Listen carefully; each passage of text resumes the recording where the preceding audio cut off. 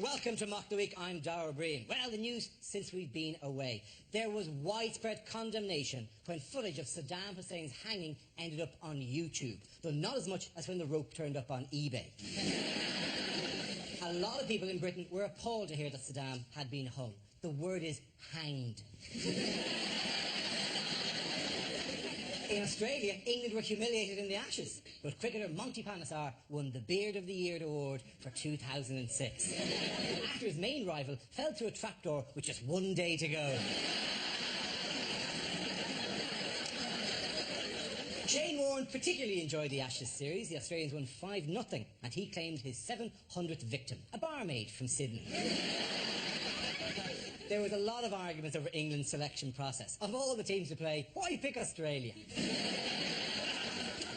See, the last time England lost the Ashes in a whitewash was in 1921, but at least that time they had a decent excuse. The first 11 had all been killed at the Somme. What, too soon, is this? Oh, but Saddam, yeah, that's right. With the expansion of the EU, many Bulgarians and Romanians have travelled to Britain in search of work, only to be turned back at Dover by the UK's Polish border guards. Joining me tonight are 6 of the funniest men working in the UK at the moment. Give it for Andy Parsons, David Mitchell, Russell Howard, Frankie Boyle, Hugh Dennis and Mark Watson. Welcome to the show.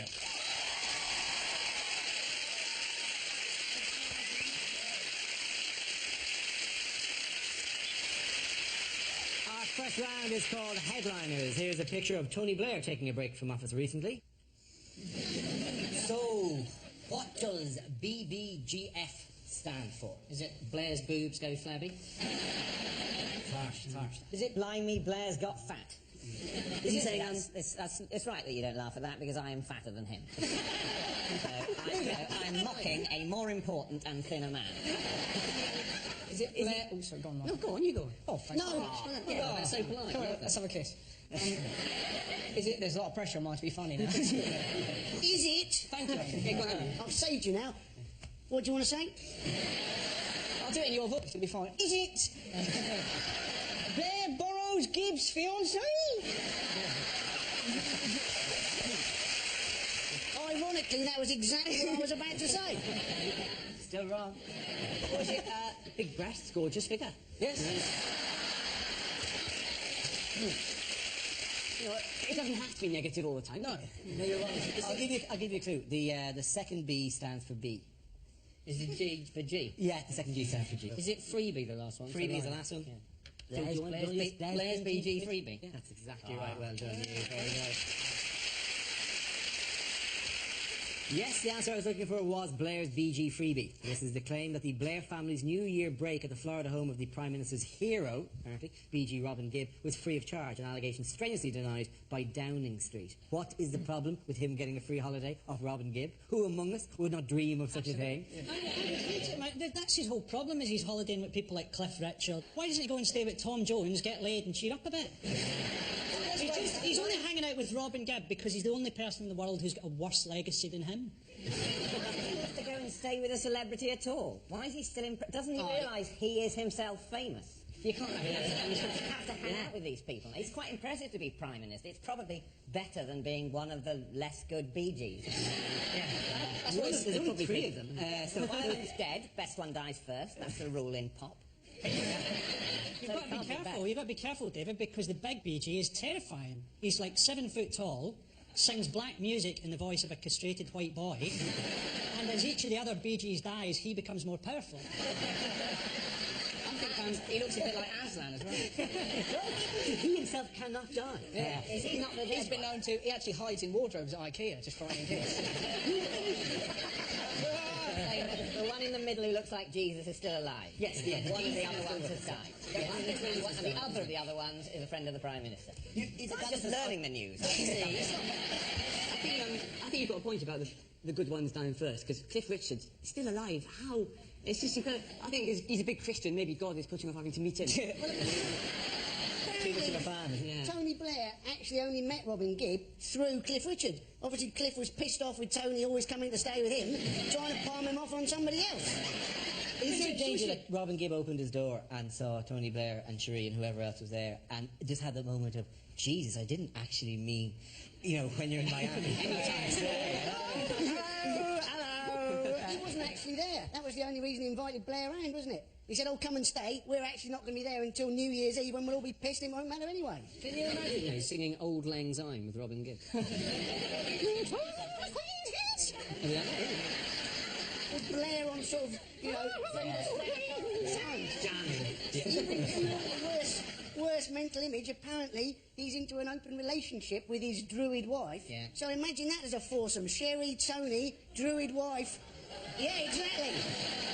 That's putting you off your tea now, isn't it? The way they put it was quite, you know, they said, we like to cruise, we like to watch, which sounds so much nicer than dogging. Which is, you know... So imagine that, I was thinking about it, imagine that, imagine being at an orgy and having sex with someone, being watched by a Bee Gee. How weird would that be? What's the decorum there? Right? Yeah. Especially if it's not even the good Bee Gee. Your brother looks like us there. From the cupboard behind you. Shaking. Makes you think, has anyone been to an orgy? What's the etiquette there? Yeah. When you're getting watched, you make polite conversations, you just get on with the job in hand. Yeah. How many number ones have you had? Yeah, exactly. Would you start? By number one. By number one, do we mean the charting of records? Yeah, it'd be like that. That's a different room. That's a different room. Not in here, mate. I put down some plastic sheeting in the other way. Down here. It's the whole thing with Blair, though, with his musical taste. You know, so you know that not only is he a mass murderer, but he's planned his atrocities with some really bad stuff on in the background. It's from them, yes, Poison the Reservoir. Everybody was kung fu fighting. Wouldn't it be great next year if Brown stays with the Wu-Tang Clan? What are politicians clamouring to condemn this week? Oh, it's Saddam's death. It is the hanging of Saddam. They couldn't have made it more undignified. They couldn't have made it more undignified if they'd hung him from a swing ball. Yes, Saddam, oh yes! But there was some good news, wasn't there? Because the actual charges against him for his second court case, they've been dropped. They've been dropped. So that was good of them. Yeah. They were thinking of charging him for those as well. Double death, maybe, but no. At worst, a mixed week for Saddam Hussein. 2007's not gone well for him so far. How many of you actually watched this on YouTube? Just genuinely. Oh, yeah. It was amazing. It was horrendous. It was disgusting. I only gave it 2 stars. Yeah. It's true. It was actually John Prescott was the person who came out and was the person to condemn it. Yeah. That's pretty bad if the only moral conscience in your nation is a man who has done things to his body that has turned his internal organs into patty. A man who couldn't wear a tie and a belt on the same day or he'd turn into sausages. He's the moral heart of our country. What's really interesting about it, everyone was really upset about Blair going on holiday with the Bee Gees, but this week there's actually a law going through that gives the major oil companies in the world 75% of the profits in Iraq for the next 30 years. And you kind of go, well, that's the thing to get angry about. That's sort of proof that the war was illegal, isn't it? Yes, it is. It's not definitely Sort of, in another way, it's also the proof that the war was kind of worth it. At least we got something out of it. Thousands of soldiers just to murder some beardy guy. Now, oil, that's worth a lot of money, I've heard. Don't seem to say that in front of a load of Guardian readers. Throw organic beans at him.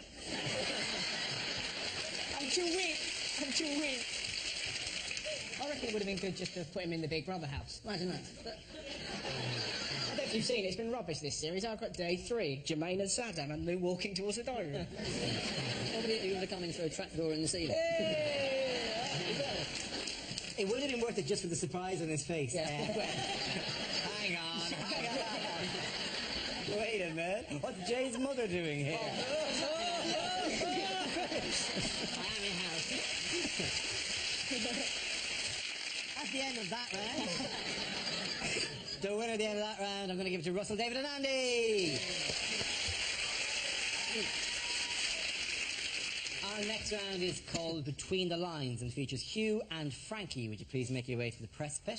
In this round, one of them takes on the role of a person in the news addressing the media, while the other translates what they really mean. Frankie, you are former UN Secretary-General Kofi Annan, making his farewell New Year speech as he hands over to his successor. Hugh, you will tell us what he really means. Welcome to the United Nations, the world's most respected peacekeeping authority.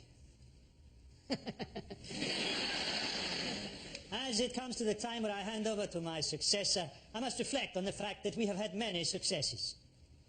We came first in Channel 4's 50 most useless organisations. I got to meet Jimmy Carr. Humbling. Naturally, we have been keeping an eye on things in Iraq to see how they are going. They seem to be going really badly. During my tenure, many people have become better off. My son has become a millionaire. It is ridiculous to say that the UN is overfunded. As I said to my helicopter pilot when I sent him to the dry cleaners with my cat's waistcoat.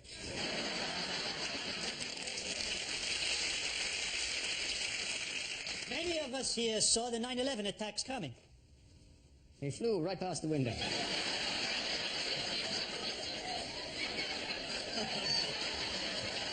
I will always remember the first words that George W. Bush said to me. Yo, boy, park my car and don't scratch it. Very good, well done. Thank you. Now we play a round called Stand Up and Joke Off.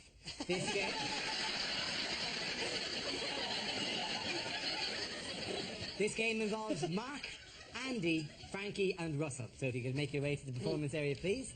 This is a stand-up challenge. Our random news generator contains a bank of topics. We spin the wheel, and when it stops, anyone can step forward and try to make us laugh about the subject it's landed on. The winner is a team. I judge who produce the funniest material. Okay, here we go. Let's spin the wheel. First topic is airport security. Who wants to give me that? Mark. Hey, I find it very stressful, the amount of security at the airport these days. All these announcements, ladies and gentlemen, at this time of maximum security, at this time of height. What do they mean? At this time of maximum. When's it going to stop? Ladies and gentlemen, I think they've gone. If you see a mysterious package, shake it. I tell you what I really hate though, airports, those metal detectors you have to walk through. I went on holiday, well, in fact, I'll tell you, I went to Hong Kong, and I always set the metal detector off. Beep every time, beep, beep, beep. So this time, walk through it, nothing, no beeping. I was so relieved, I went, yes, which doesn't help. If anything, that weakened my position, so... Well done, Mark. Awesome. Okay, let's spin the wheel again. The subject is leisure. Who wants to come on that? Russell. I don't quite know how that signifies leisure. How has that old man got her? That's a joke.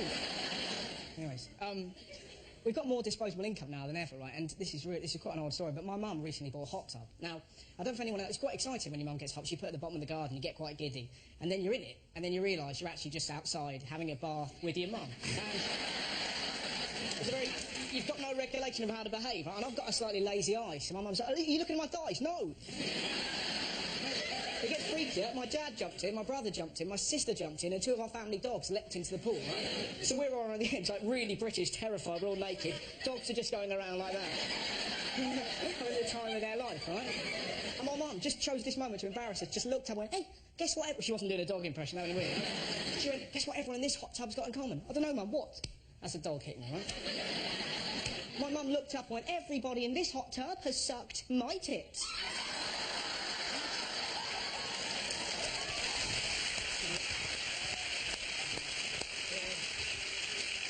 Okay, that leaves us with Andy and Frankie.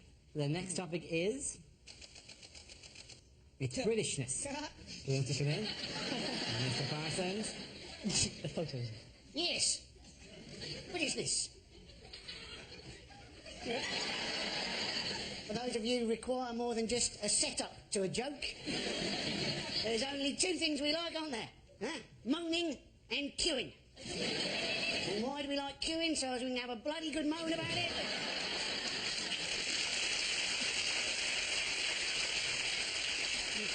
How long the queue is, how slowly it's moving, and how those rude foreigners have pushed in front of us because they don't have any decent concept of what a good bloody queue looks like. Hey, Andy Parsons. Okay, Frankie, let's see what you've been left with. It's science. Scientists have just built the world's biggest ever super collider, and they're doing an experiment to find out what makes up protons. I hope that if the experiment's successful, the whole of our reality will dissolve, and a big sign will come up that says, Level 2.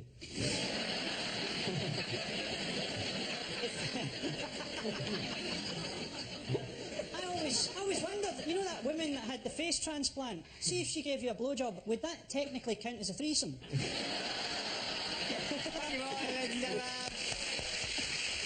I think in that round the points go to Russell and Andy. Everyone come back. Our next round is, if this is the answer, what is the question on the board? We have 6 categories. David, which one would you like? Transport, please. Okay, your category is transport, and the answer is between 10 and 15,000. What is the question? What's the price of a season ticket to London from anywhere in Kent? With a young person's rail card. By how many runs did England lose the last Ashes test? Is it how many people in England are secretly elves? You'd love that, wouldn't it? Imagine that. I'm an elf, really? Yeah. You think on sofas all up and down the country there are between 10 and 15,000 people going, no!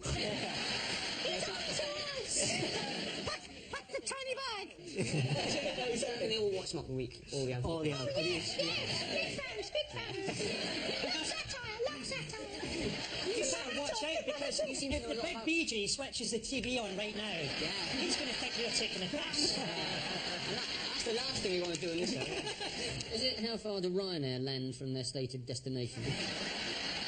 Is it according to school dinner, ladies, how many minutes should you give pasta? Is it how many push-ups could Jesus do? Or is it how many people, when they make a cup of tea, feel compelled to put the tea cozy on your head? That's just one, Russell. It surely doesn't count if elves do it. They're naturally able to do it. Still people, he's elvis. Doris says, down with you, like, kill him! Yeah.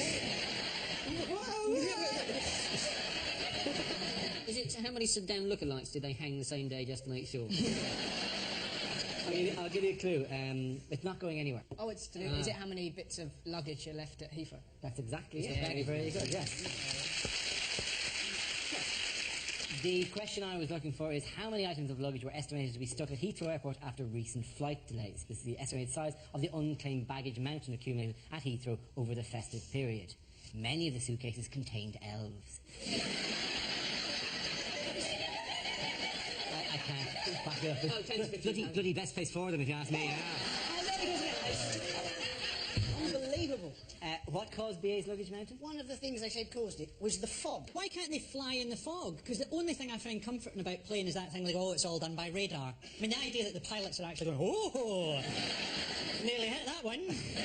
But the baggage mountain's not actually at Heathrow, is it? Because they're sending all the bags to Milan. Yeah, to get them sorted out. Yes, the international sorting depot for luggage is in Milan. They're flying thousands of bags to Milan to find out they need to go back to Peckham, and they fly them back again, and then send them in a taxi. There's a danger in that, because the bags, when they get back, will have accumulated so many air miles on their own, they just want to go somewhere else. Your bags will upgrade while you're left. How depressing would that be if your bags had a better holiday than you? Just sauntering through the door. Hello, hello. In brand new designer clothing, I'm going to Milan. I'll take an espresso. My bags in that context, I take it you mean luggage and not testicles. Depends what you pack for your holiday, Frankie. Just a lovely image of you swinging, check going. your testicles in. Because I just take them onto the plane with me. Not if they contain more than 100 millilitres of fluid. Aside from the luggage mountain in transport issues, what else in Britain is the highest in Europe? It's the cost of going on our trains, our train fares. Your train fares are the highest in Europe, apparently. Yes. Yeah. Although not per minute, because they take so long to get anywhere. Actually, as a place to sit, it's relatively economic. They're not apologetic about it. That's £91.12. How are you paying for that? Well, I've sold a couple of things. The standard sabre return now from London to Glasgow is £98.20. You can fly to Barcelona for 40 quid. Who on earth would pay 98 quid 20 to go to Glasgow? You fly yourself out to Barcelona for 40 quid. Whoever you're going to see in Glasgow, you fly them out to Barcelona for 40 quid. And you spend the first £18 20 pence on sangria. But in the long run, basically, Glasgow's going to depopulate, isn't it? It's going to be a ghost town in 10 years. Well, Everyone's especially gonna be in now that we've Barcelona. heard that there's sangria in Barcelona. The place is just empty. The good thing about a train is you always know you're 5 metres away from somebody who's crazy and willing to share. Do you know what I mean? Do you mind if I sit? I'll talk, I feel like I've written a book. I'll ask, where is it? On my belly. On the train down this week, there's a Scottish guy trying to chat up a girl on my table, and they're sort of flirting, and she's a medical student, and she's got this book of, like, case histories and stuff, and she goes, oh, could you help me so I can try and diagnose you? And he goes, okay. And he goes and looks at case history, and you choose something light, wouldn't you, if you're flirting? You like the light, yeah. He closes the book and goes, I would appear to have infected diarrhoea. And that phone number disappeared over a series of descriptions of his bloody turds. There's such genuine lunacy on, like, and the great thing, like, I come from Bristol to come to the show, and it's great because you arrive in London, first thing you hear, do not approach unattended packages. Beware, there is a bomber in your mind. You know, in Bristol, I genuinely heard this the other day, just go over town. Here, don't feed the pigeons. And just sums up. Just seriously, Dave, he's got a point. Don't give him a Snickers. It's wonderful. You also wouldn't fly into Bristol now in case of Well, that's right. a small smattering of drizzle and your sheet glass runway. Because they're always saying, oh, don't worry, if we have to crash land on water, it'll be fine. You know, there's whistles. There's never been a successful landing on water. Everyone's always died, but don't worry. And then they go, oh, Bristol's a bit damp. One lady genuinely said, I don't know why they just don't get a giant hairdresser. Hairdresser, hairdryer, you fucking read. That would have worked if I'd have said it properly. Presumably the giant hairdresser would have a giant There we go. hairdresser.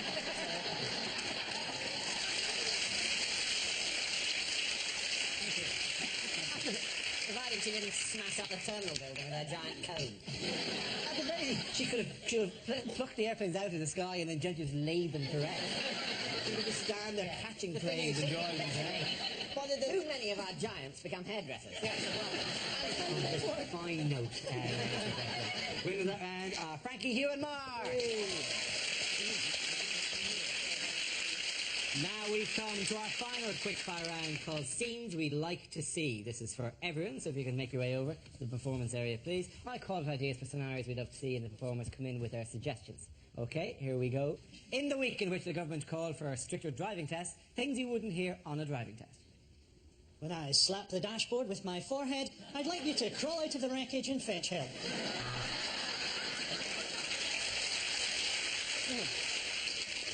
OK, when I give you the signal, I want you to wind the window down and call the cyclist a wanker. Right, when I say go, foot down, straight through the jewellers, get where you can. You made one mistake, sir. A pine air freshener doesn't cover up the smell of a dead hitchhiker.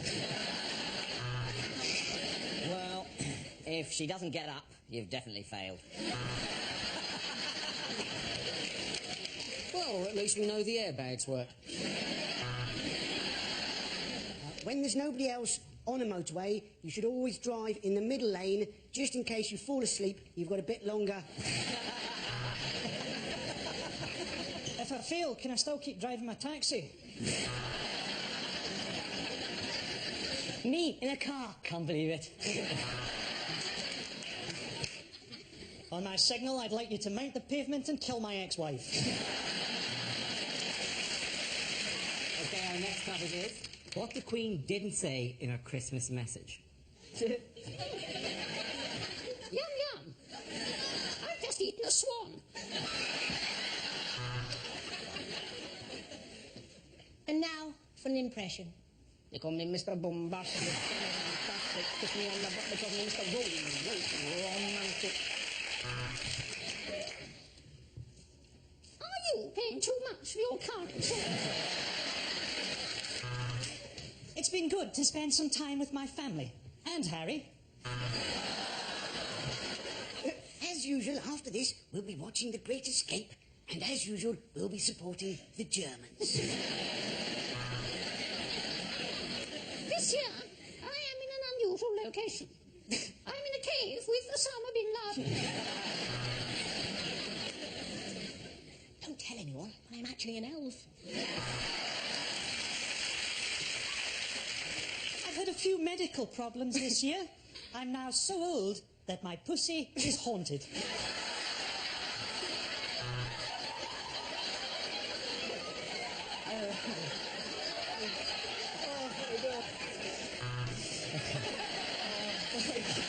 Okay, at the end of that round, points go to Frankie, you and Mark. Everybody sit down.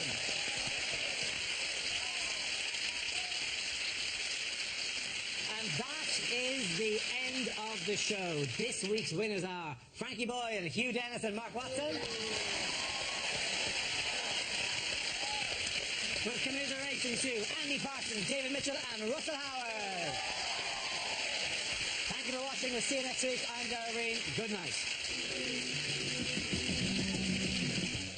More mocking next week, and the new series of Room 101 is here on BBC Two tomorrow night at 10. Get another dose of comedy tonight from the channel that launched Mock the Week, BBC Radio 4. Tune in at 11.